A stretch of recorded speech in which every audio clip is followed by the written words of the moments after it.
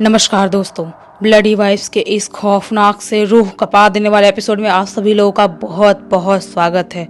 जी हाँ दोस्तों, आज का एपिसोड बहुत ही ज़्यादा खौफनाक होने वाला है। इतना खौफनाक होने वाला है कि शायद आज की रात आप लोगों को बिल्कुल भी नींद ना आए। चलिए बिना देरी किए इस कहानी की शुरुआत करते हैं। ये जो घटना है आज से 3 साल पहले घटी थी संदीप नाम के लड़के के साथ। संदीप हरियाणा के एक छोटे से गांव का रहने वाला लड़का। सबसे पहले हम लोग संदीप के बारे में जान लेते हैं कि वो उसके घर में कौन से लोग रहते हैं और किस सिचुएशन में उसके साथ ये घटना घटी। संदीप के घर में उसके मम्मी पापा, उसके 2 और भाई। इसका सबसे बड़ा एक भाई था, ये second number, Sandeep second number, और उसका एक छोटा भाई। ये 5 लोग अपनी फैमिली में बहुत ही हंसी खुशी से, बहुत ही अच्छे से अपनी लाइफ एंजॉय कर रहे थे, आराम से अपनी जिंदगी जी रहे थे। लेकिन संदीप ने कभी सोचा नहीं था कि मेरे साथ कुछ इतना खौफनाक, इतना दर्दनाक हो जाएगा। होता क्या है, जो संदीप है वो एक नॉर्मल सा सीधा साधा सा लड़का बोल सकते हैं। संदीप एक हरियाणा के छोटे से स्कूल में पढ़ा करता था और वो उस टाइम पे 3 साल पहले क्लास 11th में था। क्लास 11th में पढ़ाई करने की वजह से उसने एक ट्यूशन भी लगा के रखा था, जो कि कॉलेज के बाद वो ट्यूशन जाया करता था, ट्यूशन से घर आता था और घर पे आके खाना खा के अपना पढ़ाई लिखाई करके सो जाया करता था। संदीप बहुत ही सीधा साधा सिंपल लड़का बोल सकते हैं, वैसे टाइप का ही है और उस टाइम पे वैसा ही था। ज़्यादा ना किसी से दोस्ती करता था, ना किसी से झगड़ा करता था, बिल्कुल अकेले तन्हा रहने वाला, खुद के काम से मतलब रखना, खुद अपना पढ़ाई करना, खाना खाना, अपने घर पे सोना, अपने मोबाइल चलाना। उसकी लाइफ में बस ये सारी चीज़ें ही थी। लेकिन एक रात कुछ ऐसा होने वाला था जिसके बारे में संदीप को रत्ती भर की भी भनक नहीं थी। होता क्या है, 3 साल पहले की एक शाम संदीप अपनी ट्यूशन से अपने घर जल्दी लौट आता है। घर वाले पूछते भी हैं, क्या हुआ बेटा, आज जल्दी क्यों आ गया, कोई दिक्कत हो गई है? तो संदीप बताता है कि हाँ मम्मी, मेरे को बहुत ज़्यादा बुखार लग रहा था और बॉडी में बहुत पेन लग रहा था, इसलिए आज मैं ट्यूशन से जल्दी घर आ गया हूँ। जो भी मेरा बाकी का रहेगा दूसरे दोस्तों से पूछ लूँगा और बाकी चीज़ें पढ़ लूँगा। आज बिल्कुल भी हिम्मत नहीं थी ट्यूशन में बैठने की। एक काम करता हूँ, मैं मुँह हाथ धो के थोड़ा टाइम सो जाता हूँ, उसके बाद जब खाना बन जाएगा तो आप मुझे उठा देना, मैं खाना खा लूँगा। तो संदीप की मम्मी भी सोचती है कि हो सकता है बेचारा बेटा, मेरा बच्चा बीमार पड़ गया होगा, क्या करना है जाने दो, थोड़ा एक दिन कम भी पढ़ लेगा तो कुछ नहीं हो जाएगा। संदीप ऐसा ही करता है, अपने कमरे की तरफ बढ़ चलता है। अपने कमरे की तरफ जाता है, वहाँ पे मुंह हाथ धोता है, अपने जो कपड़े पहना था वो चेंज करता है, घर के कपड़े पहनता है और उसके बाद अपने बेड पे जाके सो जाता है। सो तो जाता है, उसे सोए सोए लगभग 3-4 घंटे बीत जाते हैं। बिल्कुल भी पता नहीं चलता है कि बहुत रात का टाइम हो गया, रात के 9-10 बजे का टाइम हो गया है और वो उस टाइम तक सोया रहता है। क्या होता है, 9 बजे, जैसे ही 9-10 बजे का टाइम होता है वैसे ही संदीप की मम्मी संदीप के कमरे में आती है और उसे उठाने की बहुत कोशिश करती है। लेकिन संदीप पता नहीं कौन सी इतनी गहरी नींद में सो रहा था कि वो बिल्कुल भी नहीं उठ पा रहा था। उसकी मम्मी उसे बहुत उठाने की कोशिश करती है, बोलती है बेटा उठ जा, खाना खा ले, तबीयत खराब है, दवाई खा ले, नहीं खाएगा खाना तो फिर तबीयत और खराब होगी। लेकिन संदीप बिल्कुल भी अपनी माँ की बात नहीं सुन पा रहा था और वो नहीं उठ पा रहा था। तो संदीप की माताजी को लगता है कि हो सकता है कि मेरा बेटा बहुत ज़्यादा बीमार है, इसीलिए वो नहीं उठ रहा है। कोई बात नहीं, मैं उसका खाना ढक के किचन में रख देती हूँ, जब उठेगा रात में तब खाएगा और खा के दवाई खा के सो जाएगा। होता ऐसा ही है। रात के 11:30 बजे के करीब संदीप की आंख अपने आप खुलती है। अपने आप उसकी आंख खुलती है तो क्या पाता है कि पूरे घर में सन्नाटा और अंधेरा छाया हुआ है। वो समझ नहीं पाता है कि मेरे घर में इतना अंधेरा क्यों है। वो जो अपना फ़ोन अपने साइड टेबल पे रखा था, अपना फ़ोन उठाता है और फ्लैश लाइट जला के पूरे घर में देखने की कोशिश करने लगता है। क्या पाता है कि उसके बाजू में उसका बड़ा भाई सो रहा है, लेकिन सोचता है कि पूरे घर में अंधेरा क्यों है। एक काम करता हूँ, बाहर जाके देखता हूँ। अपने फ़ोन का फ्लैश लाइट जलाए जलाए वो अपने कमरे से बाहर निकल जाता है। अपने कमरे से बाहर निकलता है तो क्या पाता है, अपनी माँ के कमरे में जाता है, देखता है कि मम्मी पापा तो बिल्कुल गहरी नींद में सो रहे हैं। सारे प्लग ऑन करने की कोशिश करता है, किचन में जाता है, लेकिन उसके घर पे कोई भी लाइट नहीं जल रही थी। अब वो समझ जाता है कि हो ना हो ये जो टाइम है, बिजली कटने वाला टाइम है, शायद बिजली कट चुकी है। जबकि आजकल के टाइम में इतनी बिजली नहीं जाती है, लेकिन छोटे मोटे गांव में आज भी कटौती के लिए लोग बिजली काट दिया करते हैं। तो उससे ऐसा ही लगता है कि हो सकता है कि बिजली काट दी है, कोई बात नहीं, मैं किचन में जाता हूँ। किचन में वो जाता है कुछ खाने के लिए, तो उसका बिल्कुल मन नहीं होता है। सोचता है कि नहीं यार, खाना खाने का मन नहीं कर रहा है, मैं खाना नहीं खाऊंगा।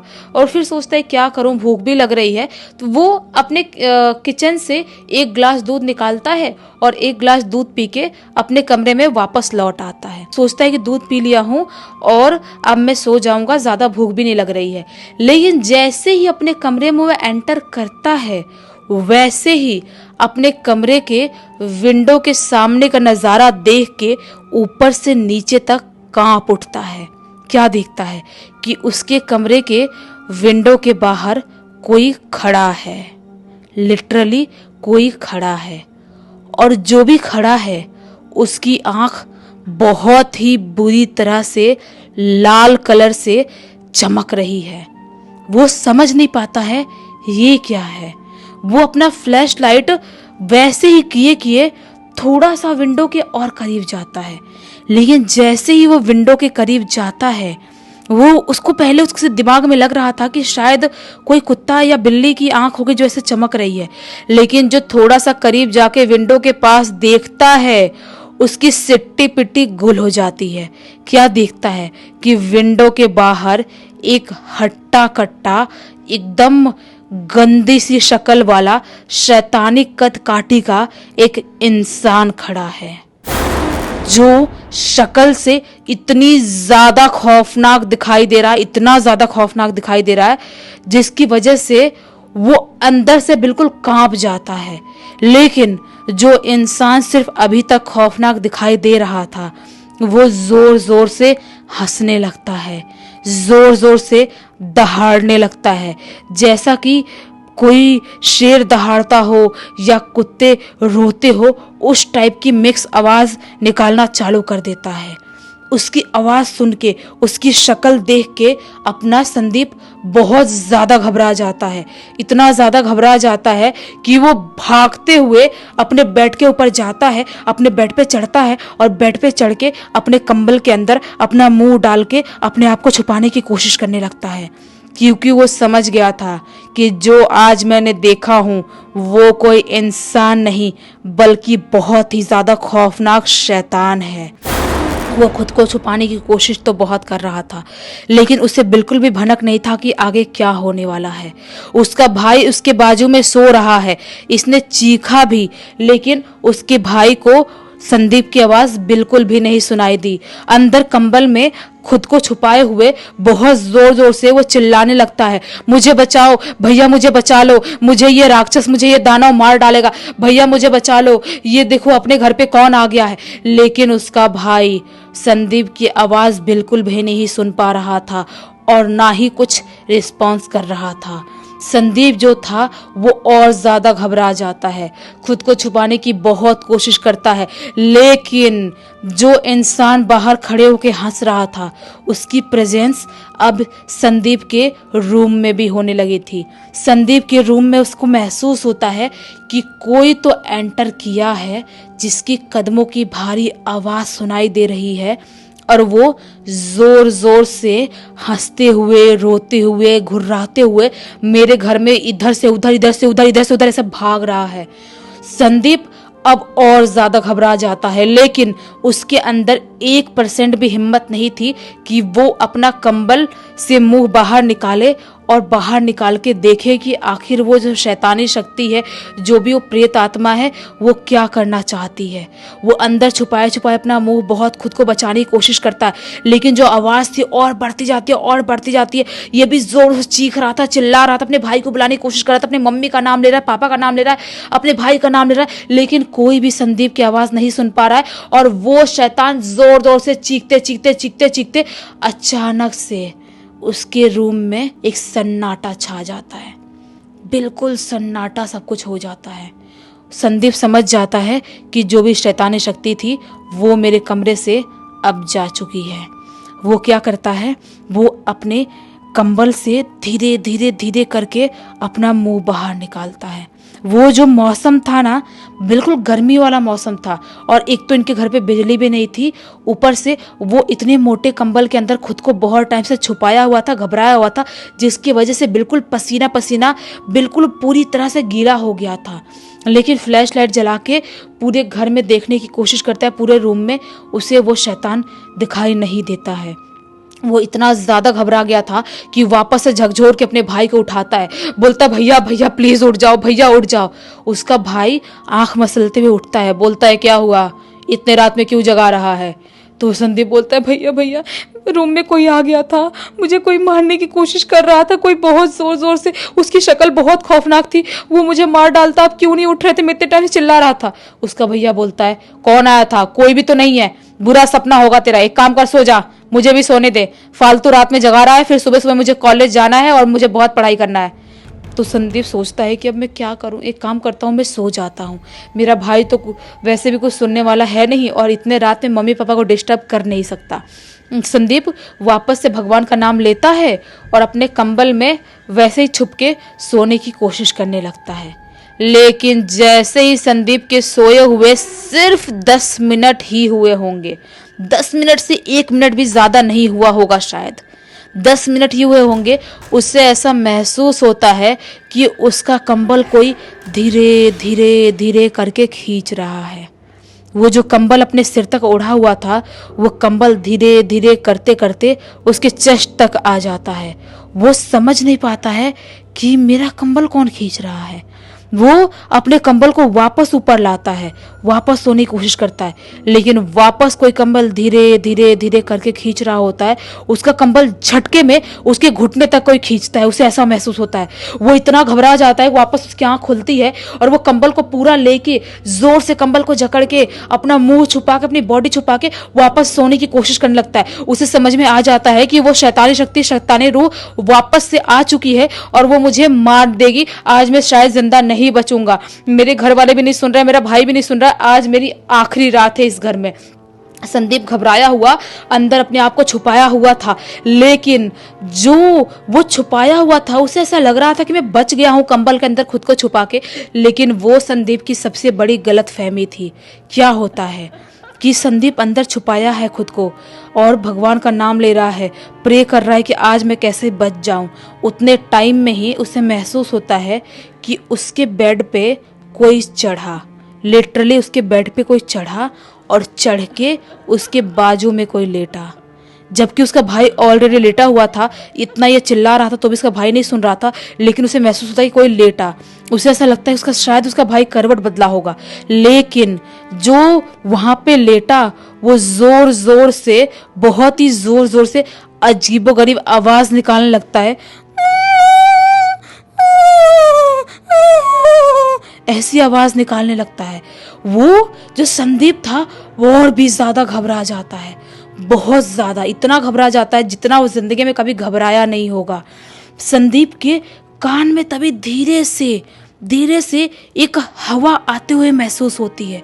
वो समझ नहीं पाता है कि मैंने इतने जोर से खुद को जकड़ के रखा हूँ, कंबल के अंदर छुपा के रखा हूँ, मेरे कान के पास कैसी हवा आई है। ये सारी चीजें सोच ही रहा होता है, तभी उसके कान में एक जोर से भारी सी भद्दी सी आवाज में कोई बोलता है, तुझे क्या लगता है तो बच जाएगा? तेरे लिए आज की रात आखिरी रात होने वाली है, तू कुछ भी कर ले, तू मुझसे नहीं बच सकता। एकदम खौफनाक आवाज में उसके कान में कोई ऐसा बोलता है। संदीप इतना ज्यादा घबरा जाता है, वो समझ जाता है कि आज मैं शायद नहीं बच पाऊंगा, लेकिन संदीप हारने वालों में से नहीं था। वो हनुमान जी पे बहुत ज्यादा विश्वास करता था। वो अपने मन में हनुमान चालीसा जोर जोर से रीड करना चालू कर देता है। सोचता है कि आज आर पार वाला सिचुएशन है, या तो ये शैतानी शक्ति मुझे मार डालेगी या तो मेरे हनुमान जी मुझे बचा लेंगे। वो जोर जोर से हनुमान चालीसा पढ़ने लगता है। अभी वो 4 लाइन हनुमान चालीसा पढ़ा ही था तभी अचानक से महसूस होता है कि पूरे कमरे में कोई जोर जोर से रो रहा है, कोई भाग रहा है, भाग रहा है, रो रहा है, भाग रहा है, भाग रहा है, भाग रहा है, रो रहा है। जो घर की जो माहौल अभी एकदम शांत था, वो अचानक से वहाँ पे सब कुछ बिल्कुल वो हो जाता है, बिल्कुल चिल्लाहट मच जाती है उस रूम में, उसके कमरे में। लेकिन वो हनुमान चालीसा रीड करना बिल्कुल भी बंद नहीं करता। मन में हनुमान चालीसा जोर जोर से पढ़ रहा है, पढ़ रहा है, पढ़ रहा है, पढ़ रहा है। पढ़ते पढ़ते हनुमान चालीसा पढ़ते पढ़ते कैसे कैसे करते करते उस रूम में अचानक से शांति होती है, उस रूम में शांति फैलती है। उसके बाद वो हिम्मत करके धीरे धीरे अपने कंबल से अपना मुंह निकालता है और फ्लैश लाइट से अपने पूरे कमरे में देखता है, तो उसे वहाँ पे वो शैतान नहीं दिखाई देता है। वो समझ जाता है कि हनुमान चालीसा रीड करने की वजह से, हनुमान चालीसा पढ़ने की वजह से मैं आज जिंदा बच गया हूँ। वो अपने भाई को नहीं उठाता है, सोचता है मेरे भाई पे तो विश्वास ही नहीं है कि वो उठेगा आज। वो अपनी मम्मी के कमरे में जाता है, लेकिन उस टाइम पे भी उसकी हिम्मत नहीं होती कि मम्मी को जगाऊं और सारी चीज़ें बोलूं, सारी चीज़ों के बारे में डिस्कस करूं। वो पानी पीता है किचन से, पानी पी के आके हनुमान जी का नाम लेके सो जाता है। सोचता है कि सुबह उठते से ही घर वालों को सारी चीज़ें बताऊंगा। वो ऐसा ही करता है। हनुमान चालीसा रीड करने की वजह से, अपने आप अपने मन पे विश्वास रखने की वजह से संदीप उस रात में बच जाता है और सो भी जाता है। जब सुबह सुबह उसकी मम्मी उसे उठाने के लिए आती है, तो अपनी मम्मी को सारी बात बता देता है जो भी उसके साथ पिछली रात में हुआ था। उसकी मम्मी बहुत घबरा जाती है। उसकी मम्मी बोलती है, एक काम कर, तू अभी जा, नहा और जाके मंदिर में पूजा कर, हनुमान चालीसा कर, हनुमान जी की आरती कर, और रोज तू शाम को सोने से पहले भी हनुमान चालीसा पढ़ के ही सोना। तेरे ऊपर कोई ना कोई नेगेटिव एनर्जी थी जिसका साया तेरे ऊपर मंडराने वाला था, तेरा नुकसान पहुंचाने वाला था, लेकिन हनुमान जी की वजह से तू बच गया। लेकिन वो दिन था 3 साल पहले का, और आज का दिन है। संदीप की जिंदगी में सब कुछ बिल्कुल अच्छा खासा चलता आ रहा है और चलता ही जाएगा। लेकिन वो जो रात थी, वो इतनी ज्यादा खौफनाक रात थी कि उस रात को संदीप आज तक नहीं भूल पाया है। जब भी इमेजिन करता है, उसके रोंगटे तक खड़े हो जाते हैं। आप लोग बताना कि आप लोगों को संदीप के साथ घटी हुई ये सच्ची घटना कैसी लगी। अगर अच्छी लगी है तो इस चैनल को सब्सक्राइब कर देना और इस एपिसोड को लाइक ज़रूर करना, बेल आइकन दबा के ऑल पे क्लिक करना, ताकि जब भी ऐसे ही कोई खौफनाक वीडियो डाले सबसे पहले आप लोग पास पहुंचे। चलिए कल फिर से मिलते हैं, तब तक के लिए बहुत बहुत धन्यवाद।